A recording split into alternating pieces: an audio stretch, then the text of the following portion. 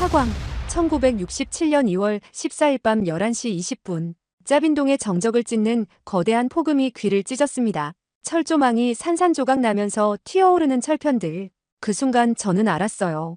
드디어 시작됐구나. 안녕하십니까? 저는 당시 해병대 제2여단 3대대 11중대 중대장이었던 정경진 대위입니다. 지금부터 들려드릴 이야기는 믿기 어려우실 겁니다. 우리 294명의 해병이 2,400명이 넘는 북베트남군 연대급 부대와 맞서 싸운 그야말로 불가능해 보이는 하룻밤의 기록이거든요. 하지만 그 밤 정말로 기적이 일어났습니다. 구독, 좋아요, 응원 댓글 남겨주세요. 폭음이 울린 순간 제 심장이 터질 듯 뛰었어요. 드디어 왔구나. 며칠 전부터 느껴왔던 그 불길한 예감이 현실이 된 거였습니다. 사실 그날 저녁부터 이상했어요. 평소와 다른 기운이 마을 전체를 감돌고 있었거든요.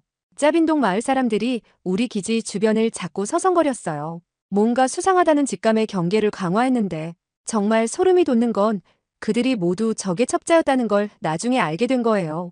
우리가 믿고 있던 마을 사람들이 사실은 우리를 감시하고 있었던 겁니다. 그날 밤 초승달이 떠 있었지만 오후 10시부터 짙은 안개와 가랑비가 내리기 시작했어요. 시야가 점점 나빠지면서 긴장감이 극도로 높아졌죠. 마치 무언가가 그 안개 속에서 우리를 노리고 있다는 느낌이었어요.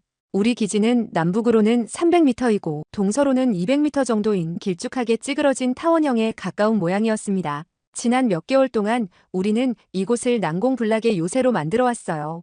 이 중에 단선철 조망과 5중의 원형철 조망, 지뢰 140발 크레모와 63발, 조명지뢰 38발, 만반의 준비를 하고 있었습니다. 그날 밤 우리 기지 서북쪽 밖에는 11중대 3소대 소속 청음초가 배치되어 있었어요. 청음초라는 건 밤에 기지 밖에 매복해서 적의 접근을 조기에 경보하는 경계병을 말하는데 정말 목숨을 걸고 하는 임무였죠. 바로 그때였어요. 1967년 2월 14일 밤 11시 20분 거센 비바람이 몰아치는 가운데 3소대 박기창 일병이 뭔가 이상한 소리를 포착했습니다. 수풀을 헤치는 소리였어요. 평상시와는 다른 뭔가 인위적인 움직임이었죠. 그리고 얼마 지나지 않아서 쿠르릉, 화광, 적이 철조망 파괴통으로 외곽 단선 철조망의 일부를 파괴하는 거대한 폭음이 밤하늘을 찢었습니다. 정말 소름 끼치는 소리였어요. 드디어 시작된 거구나 하는 생각이 번개처럼 스쳤죠. 박기창 일병은 즉시 중대로 적 발견을 보고했어요. 저는 바로 박격포로 조명탄을 발사하라고 지시했습니다. 확! 조명탄이 터지면서 밤하늘이 순식간에 하얗게 밝아졌어요. 그리고 그 불빛 아래 드러난 광경. 정말 잊을 수 없어요.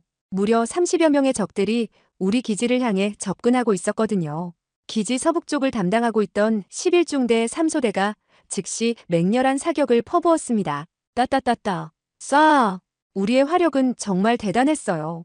적들은 한 명의 시체를 남긴 채 금방 후퇴해버렸죠. 하지만 여기서 정말 기묘한 일이 벌어졌어요.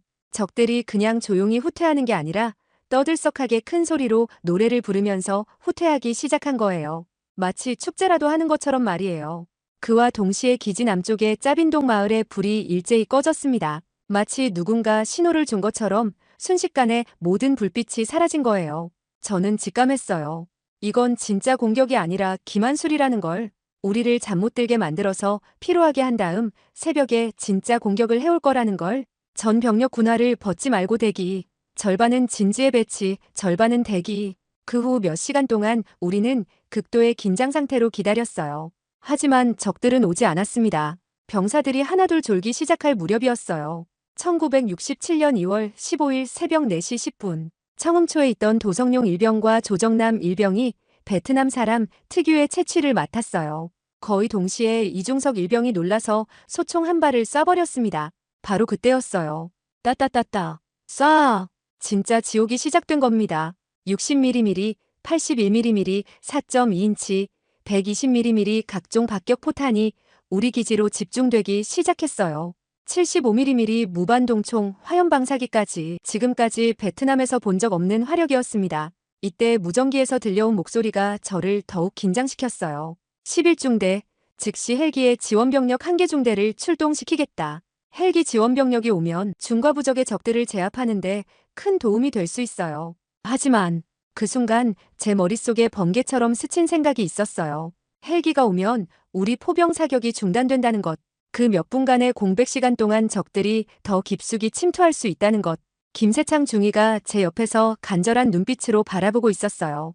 그는 포병 관측 장교였거든요. 연속 포격의 중요성을 누구보다 잘 아는 사람이었죠. 중대장님, 결정하세요. 시간이 없었어요. 단 몇 초 만에 이 전투의 운명을 가를 선택을 해야 했습니다. 헬기인가? 포병인가? 제 뇌리에 스쳐 지나간 건 훈련 때 들었던 한마디였어요. 전투에서 가장 위험한 건 화력의 공백이다. 헬기 지원병력 거부, 포병 연속 사격 지속. 제가 내린 이 결정이 앞으로 8시간 동안 벌어질 기적의 시작이었습니다. 김세창 중위가 즉시 포병의 차단 포격을 요청했어요. 그 순간 휘잉, 펑, 105mm 곡사포탄이 적의 집결지를 정확히 타격하기 시작했어요. 동시에 조명탄이 연속으로 발사되면서 확, 밤하늘이 순식간에 백주대나처럼 밝아졌습니다. 그리고 그 조명 아래 드러난 광경에 저는 경악했어요. 우리 기지를 완전히 포위한 채 기어오고 있는 수백 명의 검은 그림자들, 마치 거대한 개미떼가 몰려오는 것 같았어요. 이때 깨달았습니다. 이건 단순한 기습이 아니라는 걸. 우리를 완전히 쓸어버리려는 대규모 선멸 작전이었어요. 하지만 우리에게도 비밀 무기가 있었습니다. 바로 그 첫 번째 선택, 연속 포격 말이에요. 적들이 예상하지 못한 끝없는 화력의 벽이었죠. 포병의 정확한 사격으로 적들의 첫 번째 공격은 막아냈지만 이건 정말 시작에 불과했어요. 무전기로 들려오는 보고가 소름 끼쳤거든요. 중대장님, 적 병력 규모 추정. 최소 연대급 이상. 연대급. 그건 우리보다 10배나 많은 병력이었어요. 그 순간 저는 확신했습니다. 앞으로 8시간 동안 우리는 단 한순간의 실수도, 단 한순간의 공백도 만들어서는 안 된다는 걸. 그 순간이 바로 우리의 마지막 순간이 될 테니까요. 과연 우리가 이 절망적인 상황에서 살아남을 수 있을까요? 어떻게 11중대가 월맹 정규군 연대급 부대를 상대로 싸워서 이길 수 있었을까요? 첫 번째 폭발 이후 약 10분간 기묘한 정적이 흘렀습니다. 지금 생각해봐도 그 10분이 가장 위험한 시간이었어요. 적들이 우리의 대응을 관찰하면서 다음 공격을 준비하고 있다는 걸 직감적으로 알 수 있었거든요. 이때 무전기에서 들려오는 목소리가 저를 더욱 긴장시켰습니다. 여단 본부에서였어요. 즉각적인 헬기 지원병력 출동이 가능하다는 연락이었습니다. 한 개 중대 지원이 가능하고 15분 내에 현장 도착이 가능하다고 했죠. 솔직히 말하면 엄청난 유혹이었습니다. 한 사람이라도 더 필요한 상황이었지만 저는 다시 한번 포병 지속을 요청했습니다. 왜냐하면 헬기가 오는 순간 우리 포병 사격이 중단되거든요. 그 몇 분간의 공백, 바로 그때가 적들이 기다리는 순간이라고 확신했어요. 저는 적 주력 부대가 어디에 있을까? 생각했죠. 짜빈동 앞에는 마른 하천이 있었는데 거기에 숨어 있을 것 같은 생각이 들었어요. 짜빈동 지형의 밝은 나는 머리에 그려져 있는 좌표대로 김세창 중위에게 연속 포사격을 지시했습니다. 그는 정말 대단한 포병 관측 장교였어요. 마른 하천 라인을 기준점으로 해서 끊임없이 각도와 거리를 수정하면서 적들의 움직임을 차단했습니다. 105mm 곡사포탄이 우리 진지에서 불과 100m 떨어진 지점까지 정확히 떨어뜨리는 걸 보면서 우리 포병들의 실력에 새삼 감탄했죠. 자정이 지나자 상황이 바뀌었습니다. 적들이 두 번째 시도를 시작한 거예요. 이번에는 더 조직적이었어요. 서쪽과 북쪽에서 동시에 접근하면서 우리 화력을 분산시키려 했습니다. 그런데 여기서 우리의 연속 조명탄 사격이 진가를 발휘했어요. 밤하늘이 온통 하얗게 변했습니다. 조명탄이 하나씩 떨어질 때마다 새로운 조명탄이 올라가면서 시야가 끊기지 않았거든요. 적들 입장에서는 백주대낮 같은 상황에서 은밀히 접근하는 게 불가능했을 거예요. 우리는 마치 무대 조명을 받는 배우들을 관찰하듯 적들의 모든 움직임을 파악할 수 있었습니다. 이때 김세창 중위가 보여준 포병 운용 기술은 정말 예술적이었어요. 적들이 오른쪽으로 우회하려 하면 즉시 그쪽으로 사격을 집중하고 왼쪽으로 움직이면 또 그쪽을 차단했습니다. 마치 거대한 투명 장벽을 만들어 놓은 것 같았어요. 적들은 우리 진지에 접근하려 할 때마다 정확한 포탄 세례를 받아야 했죠. 특히 인상적이었던 건 우리 포병들의 정밀도였습니다. 연속 수정 사격이라는 게 단순해 보이지만 실제로는 엄청난 기술이 필요한 거거든요. 바람의 세기, 습도, 온도까지 계산해서 탄착점을 조정해야 하니까요. 그런데 우리 포병들은 마치 자동 기계처럼 정확하게 목표를 타격했어요. 1시간 정도 지나자 적들의 움직임에 변화가 생겼습니다. 직접적인 돌격을 포기하고 우회 기동을 시도하기 시작한 거예요.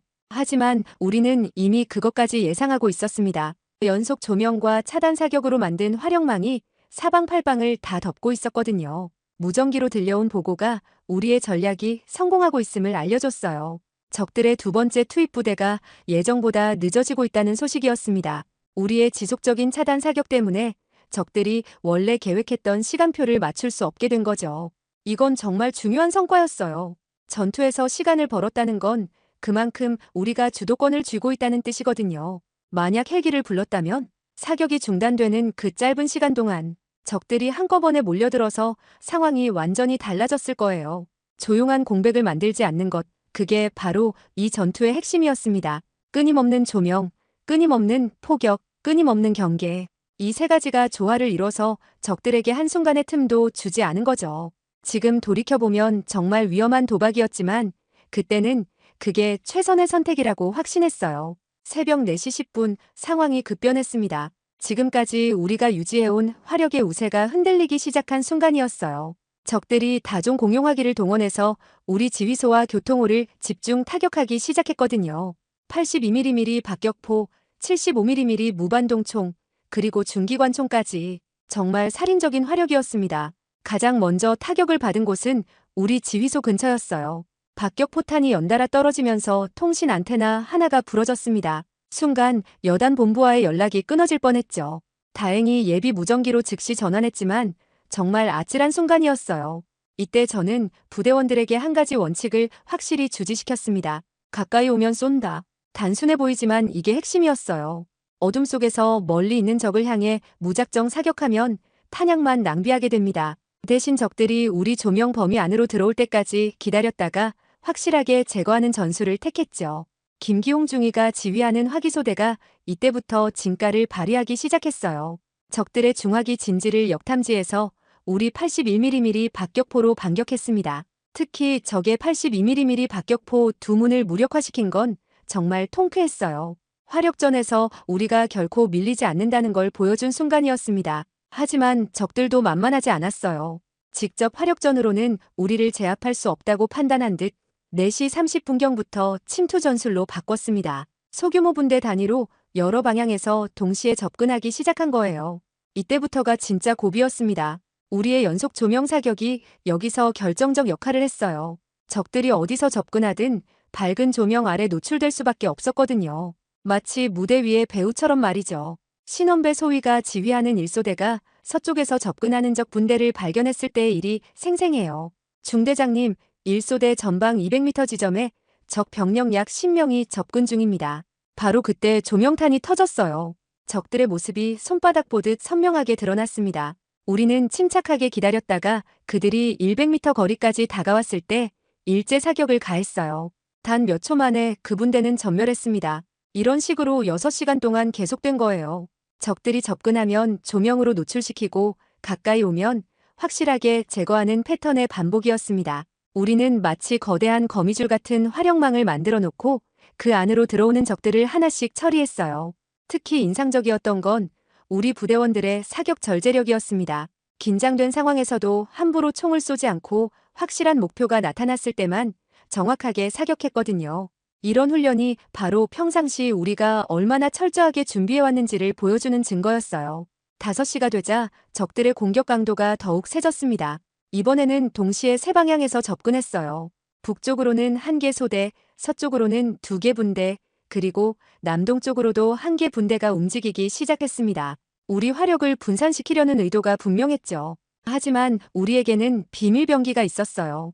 바로 1중대 3소대에서 증원온 정정상 소위와 그의 부대원들이었습니다. 이들을 예비대로 배치해뒀다가 상황이 위급한 곳에 즉시 투입했어요. 마치 소방대처럼 말이죠. 새벽 5시 30분 가장 위험한 순간이 왔습니다. 북쪽에서 접근한 적 소대가 우리 3소대 방어선에서 불과 30m까지 접근한 거예요. 이건 정말 위기였습니다. 조명탄 아래서도 이렇게 가까이 올 수 있다는 건 적들이 정말 능숙한 침투 기술을 갖고 있다는 뜻이었거든요. 바로 그때였어요. 새벽 6시 우리의 방어 체계에 첫 번째 균열이 생겼습니다. 그 순간을 잊을 수가 없어요. 이 소대에서 기관총을 운용하던 김병철 상병이 적의 저격수 총탄에 맞아 쓰러진 거였습니다.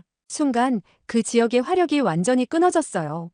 바로 이런 상황이야말로 우리가 가장 두려워했던 일이었습니다. 하지만 우리에게는 철저한 대비책이 있었어요.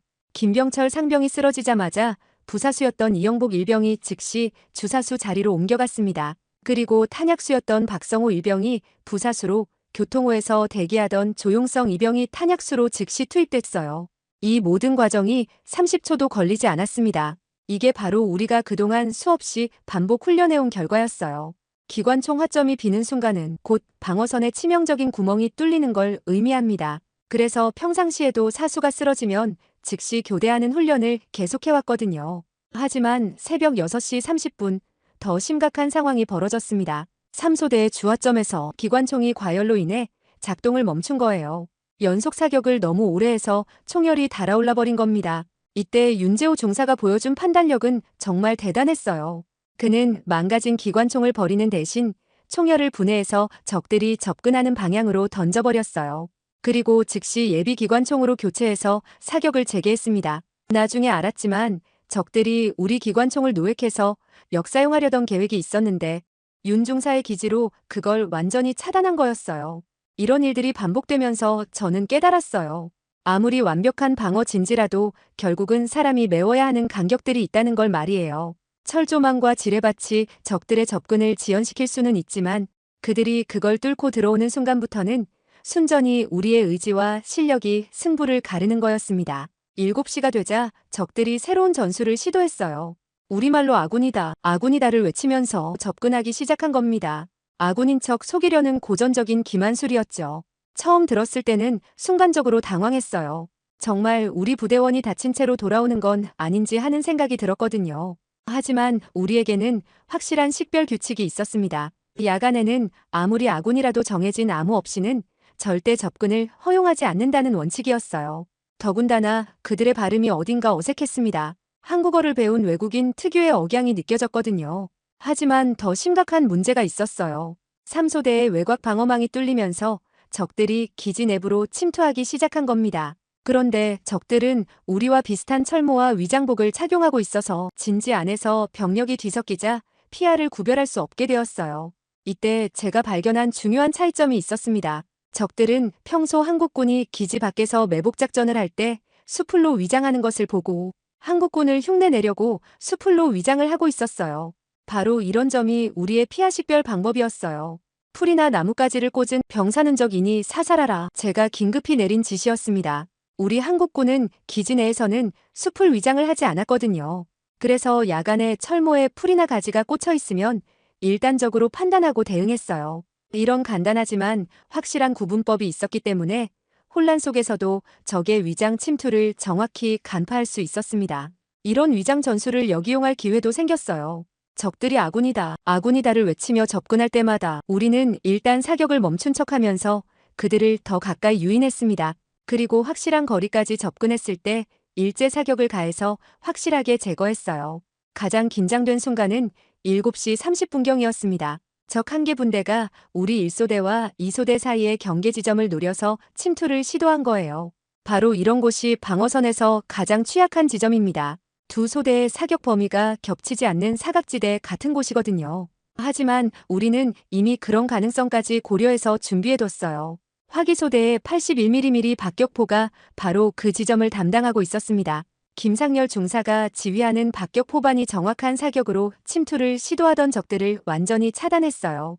이때 깨달은 게 있어요. 아무리 좋은 장비와 견고한 진지가 있어도 결국 전투에서 승부를 가르는 건 사람이라는 점이었습니다. 기관총이 고장나면 즉시 교체하는 사람, 적의 기만수를 간파하는 사람, 사각지대를 메우는 사람, 이런 사람들의 헌신과 희생이 모여서 방어선을 완성하는 거였어요. 새벽 7시 40분, 저는 2명의 해병이 역사에 이름을 새기는 순간을 목격했습니다.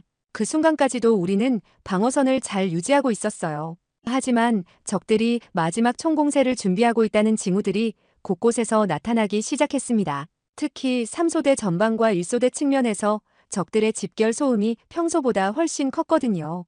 바로 그때였어요. 3소대 1분대 조장이었던 조정남 일병이 청음 초소에서 긴급 보고를 해왔습니다. 중대장님, 전방 200m 지점에 대규모적 병력이 집결하고 있습니다. 최소 1개 중대 이상으로 판단됩니다. 저는 즉시 김세창 중위에게 차단 포격을 지시했어요. 하지만 이미 적들이 너무 가까이 접근해 있어서 포병 사격만으로는 완전한 저지가 어려운 상황이었습니다. 더군다나 조정남 일병이 복귀하는 과정에서 적의 수류탄 파편에 맞아 피를 흘리고 있었어요. 조정남, 후방으로 후송하라. 하지만 그는 고개를 저었습니다. 중대장님, 저는 괜찮습니다. 아직 싸울 수 있어요. 정말 놀라운 의지력이었어요. 온몸에서 피가 흘러나오는데도 불구하고 그는 자신의 위치를 고수하려 했습니다. 그리고 얼마 지나지 않아 그 이유를 알게 되었죠.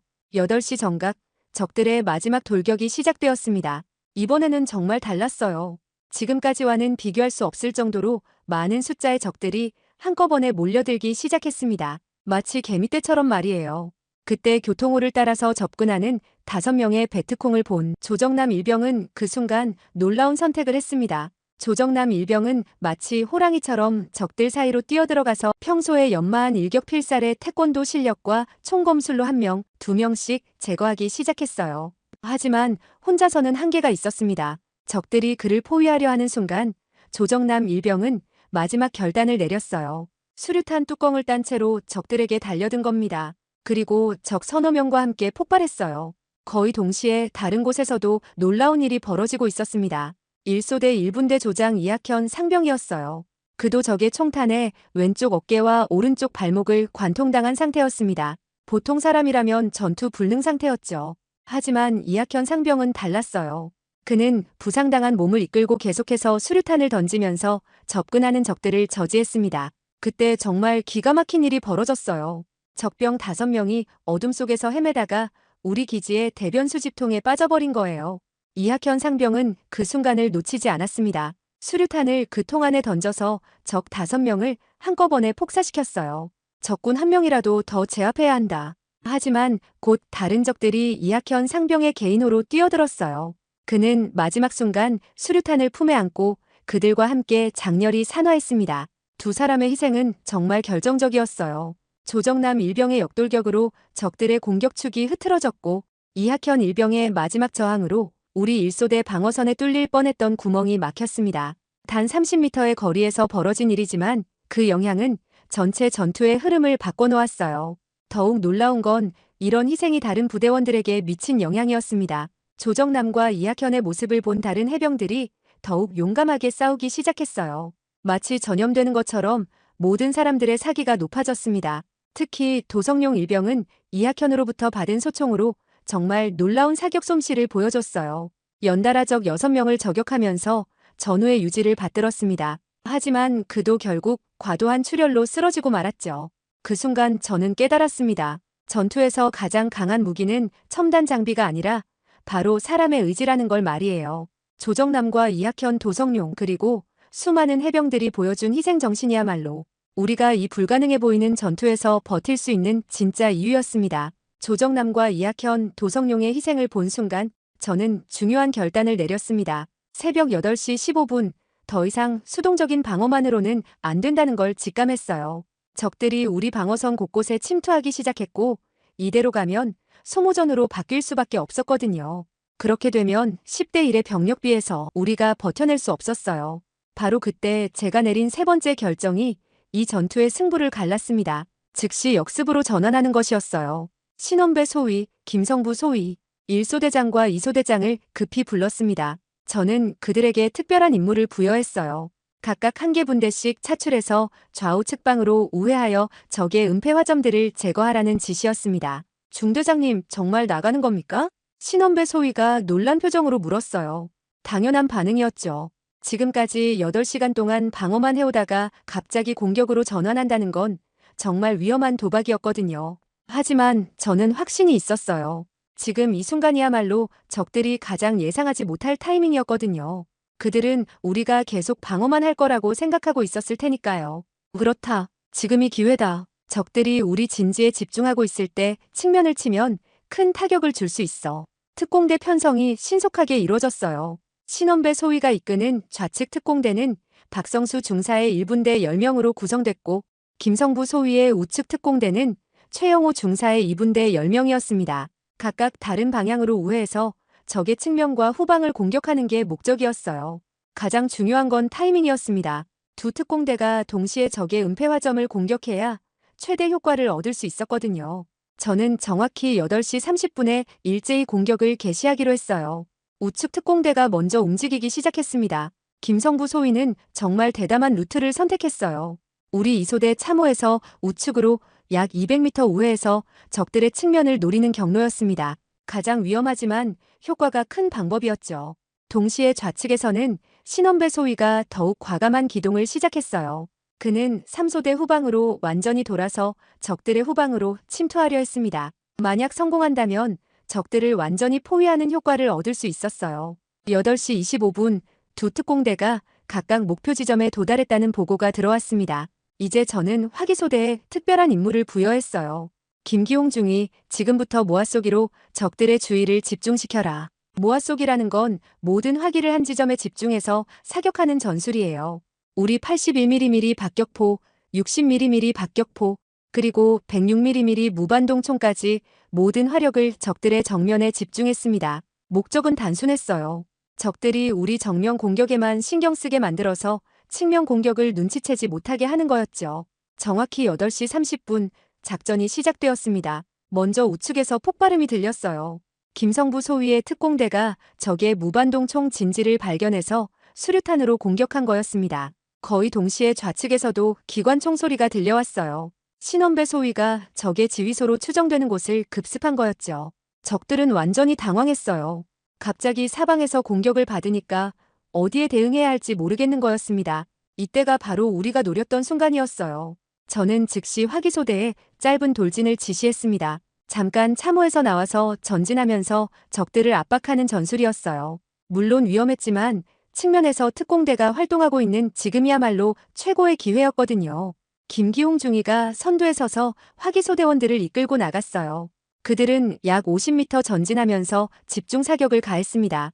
이 짧은 돌진이 놀라운 효과를 보였어요. 적들이 우리를 계속 수세로만 봤는데 갑자기 공격해오니까 완전히 혼란에 빠진 거였어요. 수세에 몰려 방어전만 펼치던 한국군이 갑자기 괴성을 지르면서 일제히 육탄 돌격을 감행하자 진지 내부로 침투한 월맹 정규군들은 당황해서 돌파구 쪽으로 도망가기 시작했어요. 7시 20분 무렵 1소대와 2소대 혼성 병력이 3소대의 돌파구를 완전히 차단했습니다. 기지 내부에 침투한 적들은 완전히 포위되어 버린 거예요. 이제 우리가 로켓 발사기와 수류탄을 동원해서 잔존한 적들을 완전히 폭사시켜버릴 차례였어요. 이중 압축 포위 작전이 완벽하게 성공한 겁니다. 이 모든 과정이 불과 50분 만에 벌어진 일이었어요. 수세에서 공세로의 완전한 전환, 그리고 적들의 완전한 포위. 바로 이 순간이 짜빈동 전투의 진짜 전환점이었습니다. 오전 9시 하늘에서 구원의 소리가 들려왔습니다. 좌우 특공대의 성공적인 측면 공격으로 적들이 혼란에 빠진 그 순간 드디어 우리가 그토록 기다리던 항공 지원이 도착했어요. AC-47 스푸키 2대가 짜빈동 상공에 나타난 거였습니다. 그 소리를 들었을 때의 감격은 지금도 잊을 수 없어요.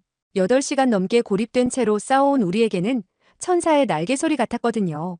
하지만 동시에 조심해야 할 점도 있었어요. 우리 특공대가 아직 적진 깊숙이 들어가 있었거든요. 저는 즉시 김세창 중위에게 지시했습니다. 항공기에 우리 특공대 위치를 정확히 알려줘. 아군 오사마는 절대 안 된다. 김중위가 능숙하게 항공기와 교신하면서 우리 부대의 정확한 위치를 알려줬어요.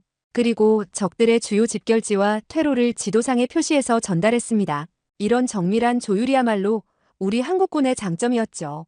AC-47의 첫 번째 사격이 시작되었을 때 정말 장관이었어요. 분당 6,000발을 쏟아내는 미니건의 화력이 적들의 외곽 진지를 완전히 쓸어버렸습니다. 특히 우리가 미처 제거하지 못했던 북쪽과 서쪽의 적 화점들이 순식간에 침묵했어요. 하지만 제가 정말 주목한 건 우리 부대의 움직임이었습니다. 항공 지원이 시작되자마자 저는 내부 청소 작전을 시작했거든요. 이미 우리 진지 안에 침투한 적들이 몇 명 있었거든요.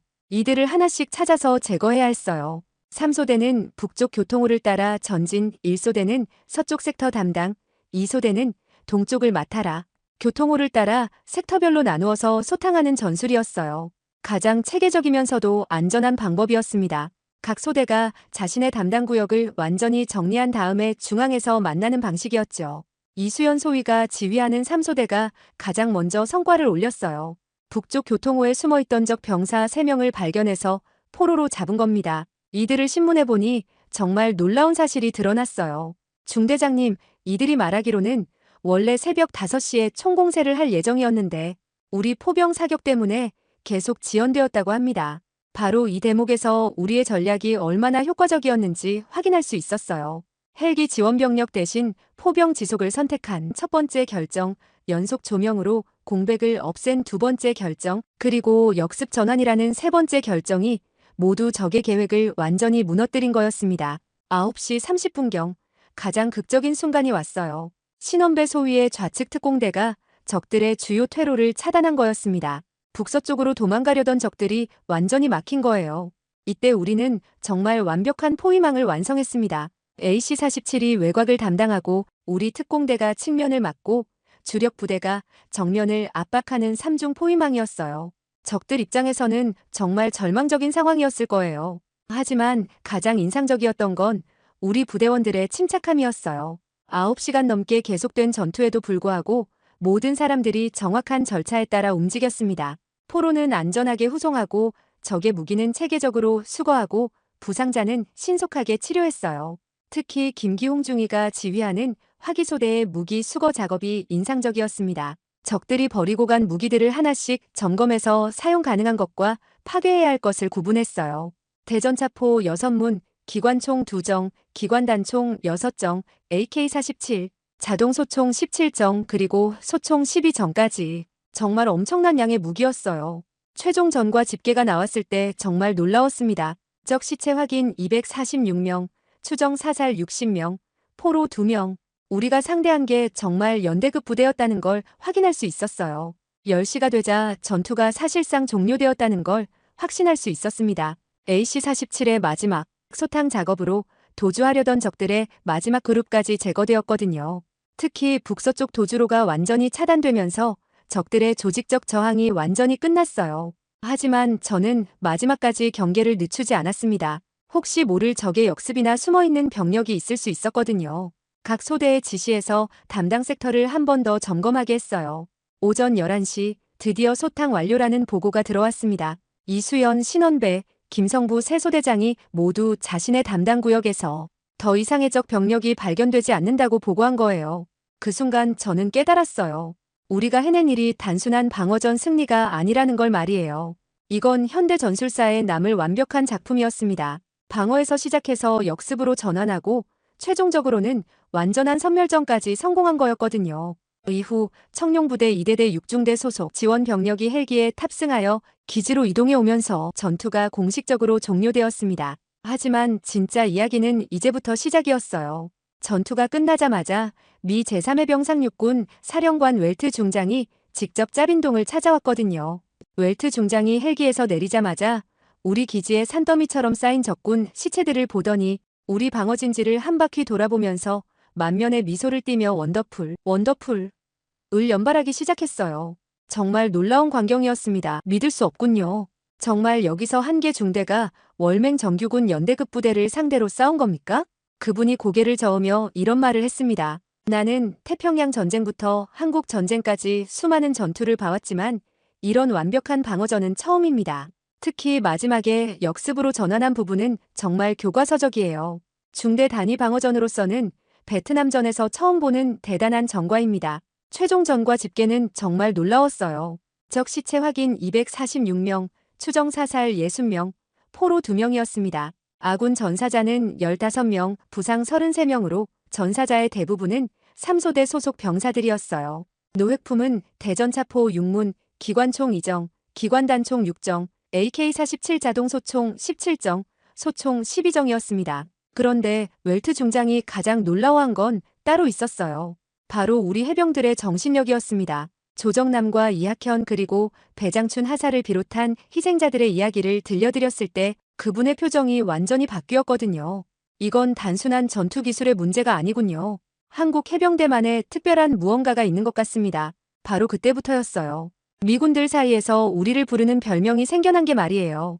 귀신 잡는 해병이라고 했어요. 처음에는 농담 반 진담 반이었는데 점점 진짜 별명이 되어버렸죠. 그 이유를 알아보니 정말 재미있었어요. 미군들이 보기에 우리가 밤에 적들과 싸우는 모습이 마치 귀신을 잡는 것 같다는 거였어요.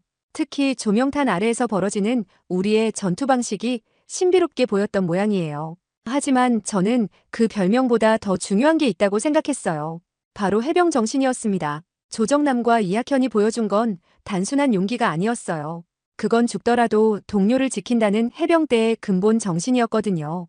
웰트 중장과 나눈 대화 중에서 가장 인상적이었던 부분이 있어요. 그분이 이렇게 물어봤거든요. 대위, 이 전투에서 가장 중요했던 게 무엇이라고 생각합니까? 장비, 전술, 아니면 개인의 영웅주의? 저는 망설이지 않고 대답했어요. 모두 중요했지만 가장 핵심은 서로에 대한 신뢰였습니다. 김세창 중위가 포병 사격을 요청할 때 제가 의심하지 않았고 조정남과 이학현이 마지막 순간에 희생할 때도 다른 대원들이 그 뜻을 즉시 이해했어요. 이런 신뢰가 없었다면 아무리 좋은 장비와 전술이 있어도 소용없었을 거예요. 웰트 중장이 고개를 끄덕이더니 이런 말을 했어요. 그래서 한국 해병대가 특별한 거군요. 기술은 배울 수 있지만 신뢰는 하루아침에 만들어지는 게 아니니까요. 뿐만 아니라 이날 이후 베트콩 호찌민 총사령관이 하달한 전투 지침서에 이렇게 적혀 있었다고 합니다. 승리할 수 있는 확률이 확실하지 않은 한 한국군과 교전은 피하라. 만약에 한국군을 마주쳤을 때 그 한국군의 손에 총기가 있지 않아도 함부로 덤비지 마라. 한국군은 비전투 요원까지 모두 태권도로 무장한 잔인한 인간들이다 라고 말이지요. 이후 몇 달 동안 여러 나라 군사 전문가들이 짜빈동을 찾아왔어요. 영국군, 호주군, 태국군까지 모두들 우리의 전술을 배우고 싶어 했죠. 하지만 저는 그들에게 이렇게 말했어요. 전술은 쉽게 따라할 수 있어도 해병 정신은 따라하기 어려울 겁니다. 이 전공으로 11중대 병사 전원을 1967년 3월 1일부로 1계급 특진시켰어요. 부대 전원 1계급 특진은 한국전 당시에도 육군, 해병대를 포함해서 서너 차례밖에 전례가 없는 영광스런 특전이었습니다.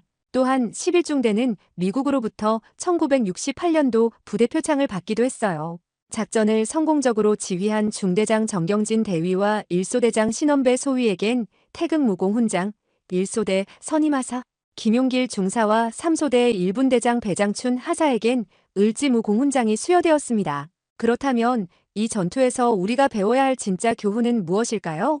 첫째는 평상시 훈련의 중요성입니다. 우리가 그날 밤 보여준 기관총 교대, 포병 조율, 특공대 운용 등은 모두 평소에 수없이 반복 연습한 결과였어요. 전투가 시작되고 나서 갑자기 배울 수 있는 게 아니거든요. 둘째는 상황 판단력입니다. 헬기 지원병력 대신 포병을 택한 것, 연속 조명으로 공백을 없앤 것, 역습으로 전환한 것 모두 순간순간에 정확한 판단이 있었기에 가능했어요. 교과서에 나온 대로만 하면 안 되는 거죠. 셋째는 희생정신입니다. 조정남과 이학현뿐만 아니라 모든 해병들이 동료를 위해 자신을 희생할 준비가 되어 있었어요. 이런 마음가짐이 없다면 아무리 좋은 전술도 소용없습니다. 마지막으로는 끝까지 포기하지 않는 정신력입니다. 열세 상황에서도 우리는 단 한순간도 포기를 생각하지 않았어요. 오히려 더 치밀하게, 더 용감하게 싸웠죠. 지금도 가끔 전쟁기념관에 가서 후배들에게 이야기해줍니다. 귀신 잡는 해병이라는 별명이 단순히 강하다는 뜻이 아니라 동료를 위해 귀신이라도 잡을 수 있는 마음을 가진 사람들이라는 의미라고 말이에요. 그리고 조정남과 이학현 도성룡 그리고 배장춘 하사를 비롯한 모든 희생자들을 기억할 때마다 다짐합니다. 그들의 희생이 헛되지 않도록 더 강하고 더 단결된 해병대를 만들어가겠다고 말이에요. 그게 바로 산자들이 해야 할 진짜 추모가 아닐까요?